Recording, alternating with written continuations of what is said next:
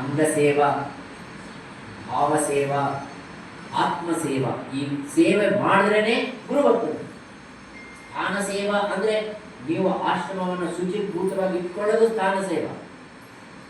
ಅಂಗಸೇವಾ ಅಂದರೆ ಸ್ವಾಮಿಗಳಿಗೆ ಏನು ಯಾವ ಸಂದರ್ಭದಲ್ಲಿ ಬೇಕೋ ಆ ಸಂದರ್ಭದಲ್ಲಿ ಒದಗಿಸಿ ಕೊಡ್ತಕ್ಕಂಥದ್ದು. ಅವರು ಪೂಜೆ ಮಾಡ್ತಾ ಇದ್ದಾರೆ, ಅವ್ರಿಗೆ ಹೂವು ತಂದು ಕೊಡೋದು, ಇದು ಅಂಗಸೇವಾ. ಅಷ್ಟೇ ಅಲ್ಲ, ಅವ್ರಿಗೆ ನೀರು ಕೊಡೋದು ಅಂಗಸೇವಾ. ಇದೆಲ್ಲ ಅಂಗಸೇವಾ ಮಾಡಿ. ಅಷ್ಟೇ ಅಲ್ಲ, ಆತ್ಮಸೇವಾ. ಆತ್ಮಸೇವಾ ಅಂದರೆ ಅವರಿಗೆ ಸಂಬಂಧಪಟ್ಟಿರ್ತಕ್ಕಂಥ ತನು ಸಂಜಾತರಾಗಬಹುದು, ಕರ ಸಂಜಾತರಾಗಬಹುದು. ತನು ಸಂಜಾತ ನಾವೆಲ್ಲ ನಮಗೆ ಸೇವಾ ಮಾಡೋದಲ್ಲ ಇಂಪಾರ್ಟೆಂಟ್, ಬಂದಿರ್ತಕ್ಕಂಥ ಭಕ್ತರಿಗೆ ಸೇವೆ ಮಾಡಿ.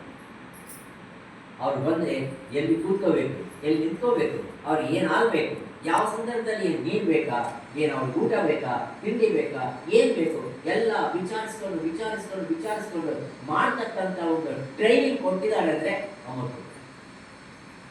ಅದಕ್ಕೋಸ್ಕರನೇ ಅಮ್ಮವ್ರು ಹೇಳೋದು, ಹಿಂದೂ ಭಕ್ತರಿಗೆ ಎಷ್ಟು ಚೆನ್ನಾಗಿ ಸೇವೆ ಮಾಡೋದು ಬರುತ್ತೆ ಅಂದರೆ ಅಷ್ಟು ಸೇವೆ ಮಾಡೋದು ಚೆನ್ನಾಗಿ ಬಂದಿದೆ ಅವರಿಗೆ.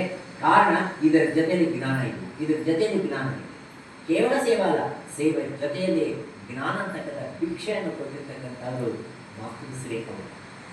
ಇದು ಅಲ್ಲದೇ ಮಾತೃಶ್ರೀ ಅವರು ಮತ್ತು ಅವರ ಸಿಂಹಾದ್ರಿ ಸದ್ಗುರು ಸ್ವಾಮಿಗಳವರು ಪೀಠಕ್ಕೆ ಬಂದ ಮೇಲೆ ಅವರಿಗೆ ಅನೇಕ ಗ್ರಾಮಗಳಲ್ಲಿ ಇರ್ತಕ್ಕಂಥ ಭಕ್ತರ ಪರಿಚಯ, ಎಲ್ಲ ಭಕ್ತರ ಪರಿಚಯ. ಸಿಂಹಾದ್ರಿ ಸದ್ಗುರು ಸ್ವಾಮಿಗಳವರು ಶುಕ್ರವಾರ ಮೌನವಾಗಿದ್ದರು. ಆ ದಿನ ಪಾಠ ಹೇಳ್ತಾ ಇದ್ದು ಅಮ್ಮವರೇ ಪಾಠ ಹೇಳೋದು. ಚಂದ್ರಕೆರೆ ನನ್ನ ನೆನಪಿದೆ, ಒಂದಾನೊಂದು ಸಂದರ್ಭದಲ್ಲಿ ವಾಸುದೇವ್ ಮಹಲ್ನಲ್ಲಿ ಅಮ್ಮವರು ಪಾಠ ಮಾಡಿದ್ದಾರೆ. ಅಮ್ಮವರು ಒಂದು ಸರ್ತಿ ಒಳ್ಳೆ ಸ್ಪೀಚ್ ಕೊಟ್ಟಿದ್ದಾರೆ. ಅಮೋಘವಾಗಿರ್ತಕ್ಕಂಥ ವಿಷಯ ಪ್ರತಿಪಾದನೆ ಮಾಡಬೇಕಾದ್ರೆ ಅಷ್ಟು ಚೆನ್ನಾಗಿ ಮಾಡ್ತಾರೆ. ಅಮ್ಮನ ಹತ್ರ ಒಂದು ಸರ್ತಿ ನಾನು ಹೋಗಿ ಕೂತ್ಕೊಂಡೆ. ನಾನು ಗೌರಿ ನಾನು ಕೆಲಸ ಮಾಡ್ತಾ ಇದ್ದೆ. ನಾನು ಆಗಾಗ ಇಬ್ಬರು ಬರ್ತಾ ಇದ್ದೆ. ಮಧ್ಯಾಹ್ನ 3 ಗಂಟೆ 4 ಗಂಟೆಗೆ ಬಂದರೆ ಅಮ್ಮವರು ಮಲ್ಕೊಂಡು ಸಾಮಾನ್ಯ ಚಾಪಲ ಹಾಕ್ಕೊಂತ ಇದ್ರು. ಸುಮ್ಮನೆ ಹಣ್ಣಿಗೆ ಇರ್ತಾ ಇತ್ತು ಬಂಡೆ, ಮಲಗಿದ್ರೆ ಅವರು ಚಂದಮಾಮ, ಅವರು ಹಿಂದೆ ಚಂದಮಾಮ ಬರೋದು, ಈಗ ಬರ್ತಾ ಇಲ್ಲ.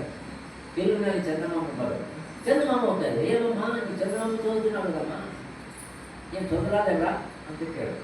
ಅದು ಯಾವ ಚಂದಮಾಮನ ಗುರು ಪತ್ನಿ ಭಗವದ್ಗೀತಾ ಚಂದ್ರ ಚಂದಮಾಮ ಓದಾಗದಮ್ಮ ಅಂತಂದು ಹೇಳಿದ್ರೆ, ಚಂದಮಾಮರ ఉండేది 50 అక్షరాలే, భగవద్గీతలో ఉండేది 50 అక్షరాలేరా.